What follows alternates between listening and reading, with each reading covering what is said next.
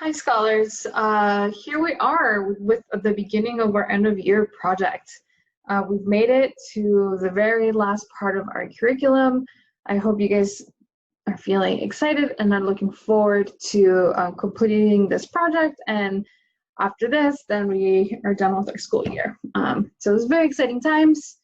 And I'm particularly excited because you're going to be spending the next 10 days really diving deep into something that you are curious about.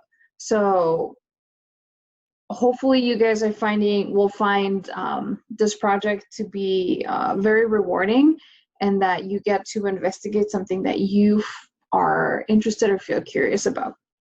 All right, so let's start with our guidelines for the project, and then we'll start with our classwork for today.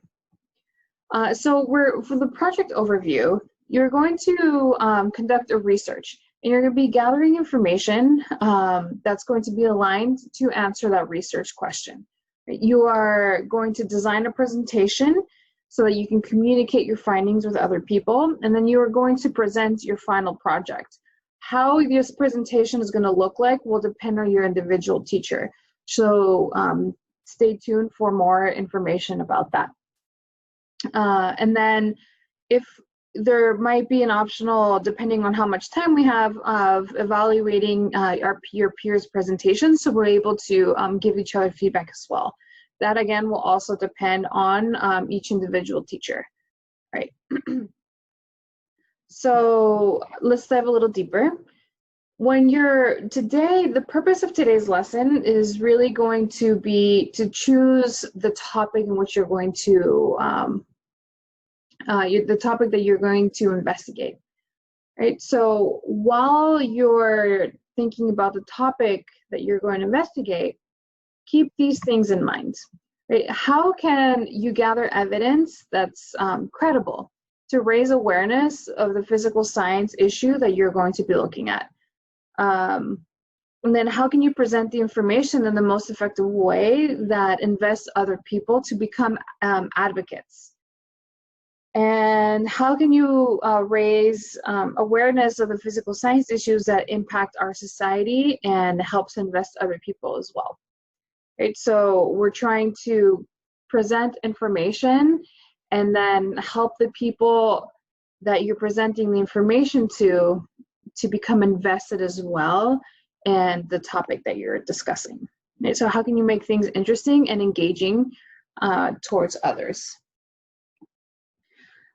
So again, you really get to think about what you're curious about. I mean, of course, because this is within the context of a physics class, it's going to have to be something physics related, right? So we talked about a whole bunch of different stuff throughout this whole year. So there's tons of different subjects that you can choose so that you can dive deeper into your research, right? And then just here, there's a few examples of things that we've kind of talked about before, of like conservation momentum in football and soccer, also gravity and electricity and so on. Right? There's also, we didn't really talk about satellites or the solar system in our class, but that's connected to gravity. So if you wanted to do something like that, you could too. And so really here, think about what did we discuss in class that you were like, wow, I wish I could dive a little bit deeper into that. So think about that, and then you can go deeper into that subject. For those of you who are like, oh my God, where do I even start? Don't worry, I'm gonna give you a list of topics that you can look through, and you can choose directly from that list, or you can also come up with something on your own. So just as a reminder, everything that we covered this year, we talked about kinematics, which is the part of physics that relates to movement. We talked about forces. We talked about energy, conservation of energy, momentum and the conservation of momentum. We talked about impulse, so on. And most recently, we did waves and then electricity and circuits. Right. So anything that you choose should somehow be connected to one of these 6 units. So first, our first part of today's classwork is going to be to read over the final project rubric. and it's linked in your classwork document, and then you're going to answer the questions below.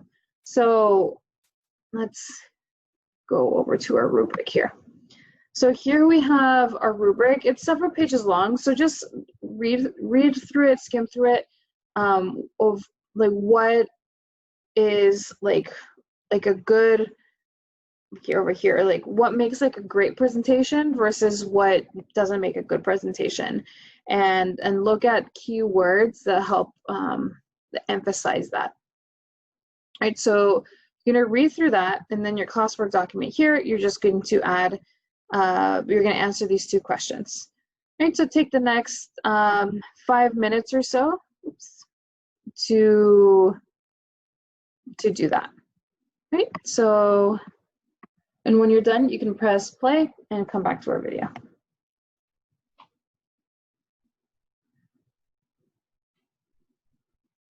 Okay, so now that you read through the rubric and you answered the questions, I just wanted to go over briefly like a best way to keep referring to this rubric as you make your presentation is look for like these key points and key terms that help that show what is actually expected of you to have like a really great presentation. So here we're saying that this is just an example. So a good presentation describes a well thought out investigation or experiment and explicitly describes the data that could be used to support the argument, right? So, and then here, like a not so great one that would have that the data is not explicitly described.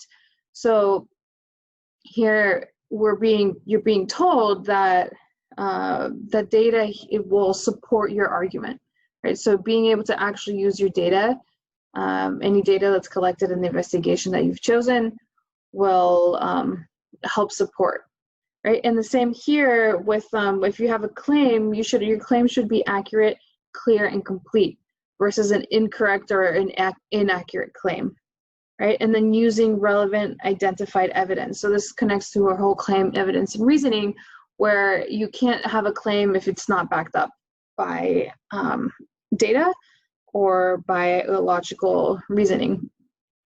And then statements over here, legal statements are made evidence-backed and cited properly using a variety of reliable sources. So here there's a distinction between just using like a reliable source, like one, versus several, right? So using more than just one source for your investigation is going to be important here as well. Okay, let's move along to our second part. So the bulk of today's class will be to read over the topic list that's linked in your classwork document, and then you're going to read over the starter articles for your topics in order to determine what your top 3 list is going to be. So what that means is go look through this list, and you're going to choose 3 topics, right? And once you choose those 3 topics, you're going to write those into the classwork document as well. So here is our topic list, and it's divided by units, okay? And there are several questions, guiding questions that relate to each unit with some starter resources for you here. And so you can read through these, click through them, see which ones you find more interesting. Maybe these questions inspire you to find something else, or maybe you already had something in mind from the beginning of the presentation where you're like, oh, I wish I could study this.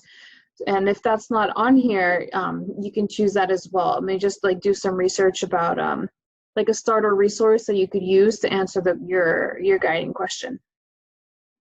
All right, so you're going to take the rest of your time for today's class to go through that list, and then your exit ticket is going to be to complete this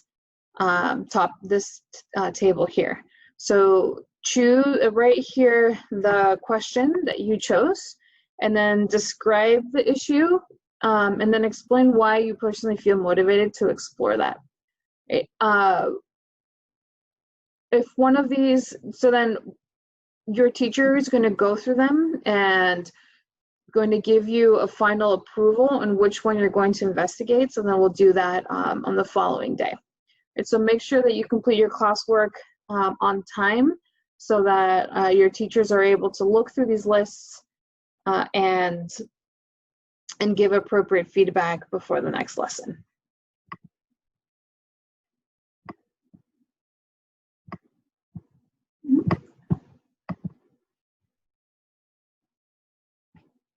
Okay, so like I mentioned, that's going to be your exit ticket. So make sure you complete that.